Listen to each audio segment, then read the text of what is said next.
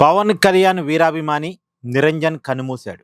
మొన్న మధ్యనే పవన్ కళ్యాణ్ ఉమ్మడి వరంగల్ జిల్లా హనుమకొండకు వెళ్ళి ఈ నిరంజన్తో మాట్లాడి వాళ్ళ కుటుంబంతో మాట్లాడి వాళ్ళని పరామర్శించి వాళ్ళకి కావాల్సిన ఆర్థిక సాయం చేస్తానని హామీ ఇచ్చి అప్పటికప్పుడు కొంత ఆర్థిక సాయం చేసి ఈ నిరంజన్ అడిగినందుకు అప్పటికప్పుడు కుక్క పిల్లని కొనిపెట్టి వచ్చాడు. తర్వాత బండ్ల గణేష్ పోయి కొంత ఆర్థిక సాయం చేశాడు. ఒక 5 లక్షలేమో ఆ కుటుంబానికి ఇచ్చాడు.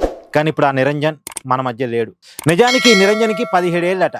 కానీ గత 10-12 ఏళ్ళుగా తీవ్రమైన దీర్ఘకాలిక అనారోగ్య సమస్యలతో బాధపడుతున్నాడు. పర్టికులర్గా గత 3 ఏళ్ళుగా చావు బతుకుల మధ్య పోరాటం చేస్తున్నాడు. ఆ అభిమాని చివరి కోరిక నేను పవన్ కళ్యాణ్ని చూడాలి, పవన్ కళ్యాణ్తో మాట్లాడాలని. ఆ కోరిక తెలుసుకునే పవన్ కళ్యాణ్ అతని ఇంటికి వెళ్ళాడు, అతనితో మాట్లాడాడు.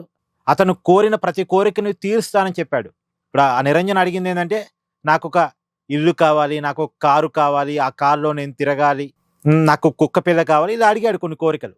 ఆ కుక్క పిల్లని అయితే వెంటనే కొనిచ్చాడు పవన్ కళ్యాణ్. కొంత ఆర్థిక సాయం చేశాడు, ఇల్లు కట్టిసి ఇస్తానని చెప్పాడు. తర్వాత బండ గణేష్ పోయి 5 లక్షలు ఇచ్చి వచ్చాడు. సరే ఓకే, కొంత ఆర్థిక సహాయం అందుతుంది. పవన్ కళ్యాణ్ని చూశాడు అంటే తన చివరి కోరిక ఏదైతే ఉందో, తన అంతిమ కోరిక ఏదైతే ఉందో, పవన్ కళ్యాణ్ తన దగ్గరే రావాలని. నిజంగా ఆ అభిమాని కోరుకున్నట్టు పవన్ కళ్యాణ్ అతని దగ్గరికి వచ్చాడు, మాట్లాడాడు.